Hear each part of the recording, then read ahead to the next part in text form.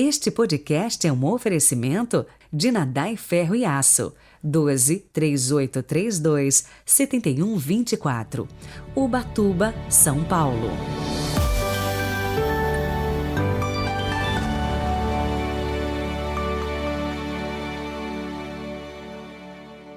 Olá, sejam muito bem-vindos a este sábado 24 de setembro de 2022.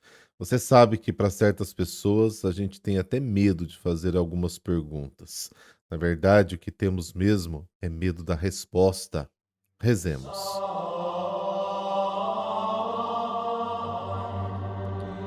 Pelo sinal da Santa Cruz, livrai-nos Deus, nosso Senhor, dos nossos inimigos.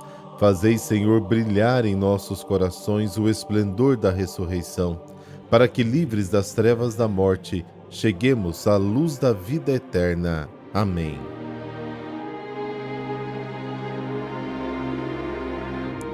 Lucas, capítulo 9, versículos de 43 a 45.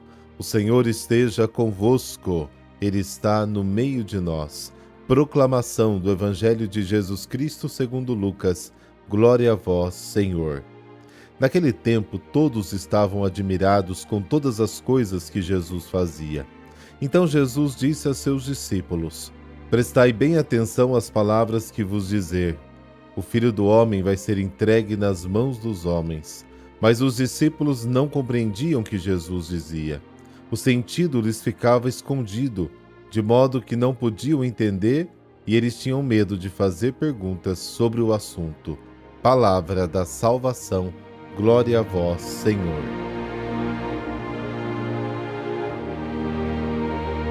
O Evangelho de hoje nos apresenta o segundo anúncio da paixão, morte e ressurreição de Jesus.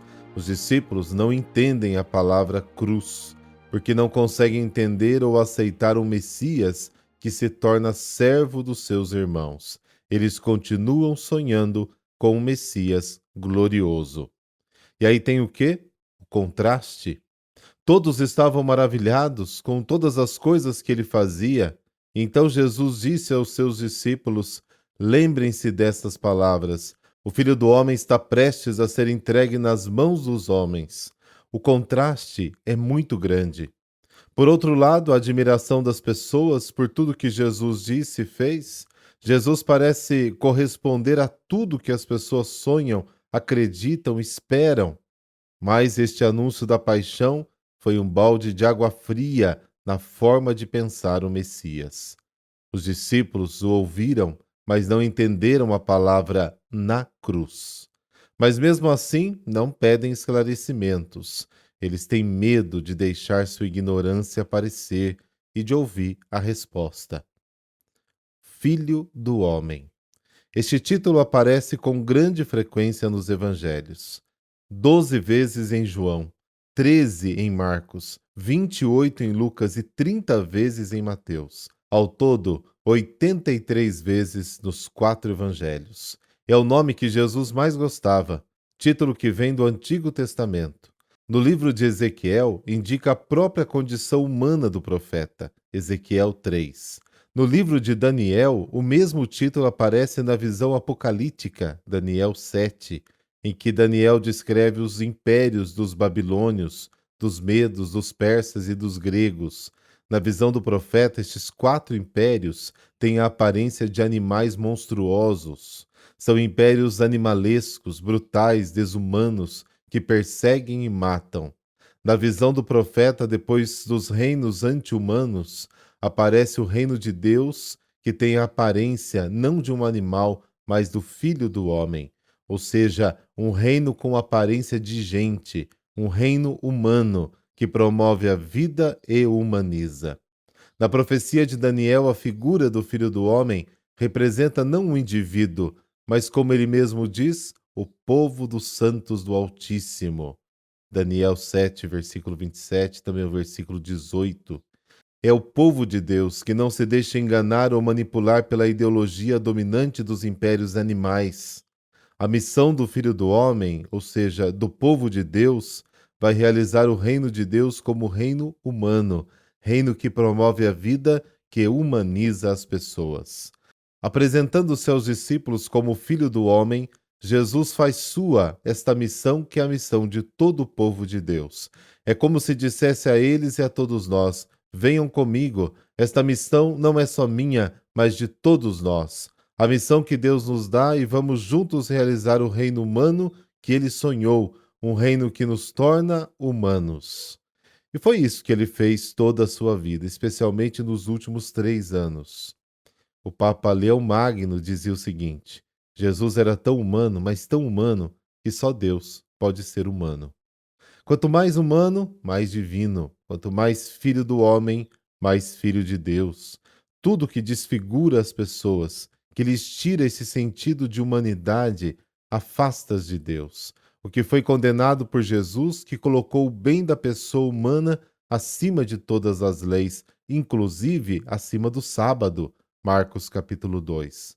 No momento de sua sentença de morte pelo tribunal religioso do Sinédrio, Jesus assumiu este título. Quando perguntado se era o Filho de Deus, Marcos 14, responde que é filho do homem. Sou eu, disse ele, e vocês verão o Filho do Homem sentado à direita do Todo-Poderoso. Por esta fala, ele foi declarado culpado de morte pelas autoridades. Ele mesmo sabia disso, porque havia dito: o Filho do Homem não veio para ser servido, mas para servir e dar a sua vida em resgate por muitos. Marcos capítulo 10. Sinceramente, às vezes eu acho que a gente anda muito em contramão com Jesus.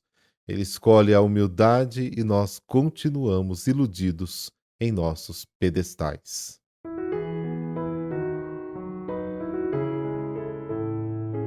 São Pacífico. Ele nasceu no ano de 1424 em Cerano, Itália. Muito cedo ficou órfão dos pais, sendo educado e formado pelo superior dos beneditinos do mosteiro de São Lourenço de Novara. Após a morte do seu benfeitor beneditino, ele decidiu seguir a vida religiosa, mas preferiu ingressar para a Ordem dos Irmãos Menores Franciscanos. Em 1444, com 21 anos de idade, tomou o hábito franciscano. Em seguida foi enviado para completar os estudos na Universidade de Sorbonne, em Paris, regressando para a Itália com o título de doutor.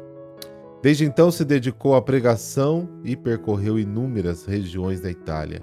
O seu apostolado era combater a ignorância religiosa, tanto entre os leigos como no meio do clero, especialmente em relação ao sacramento da penitência. Na sua cidade natal, mandou construir uma igreja em homenagem a Nossa Senhora. Pacífico se destacou na sua ordem religiosa e tornou-se comissário-geral e visitador. Neste cargo, Pacífico percorreu a Itália e as ilhas da Sardenha e Sicília. Em 1471, o Papa Sisto IV o enviou em missão à Sardenha para controlar a invasão muçulmana. Dia 4 de junho de 1482, Pacífico morreu em Sardenha, longe de sua terra natal, que tanto amava. Deus de amor e de bondade, que escolhestes Pacífico para propagar sua palavra, fazei de nós verdadeiros apóstolos. Considerai nossa fraqueza, mas olhai também nossa disposição em vos servir. Dai-nos a fortaleza que animou Pacífico e nos leve sempre a vos colocar sempre em primeiro lugar. Por Cristo nosso Senhor. Amém. Abençoe-vos o Deus Todo-Poderoso, Pai, Filho, Espírito Santo. Amém. Bom sábado para você e para toda a sua família.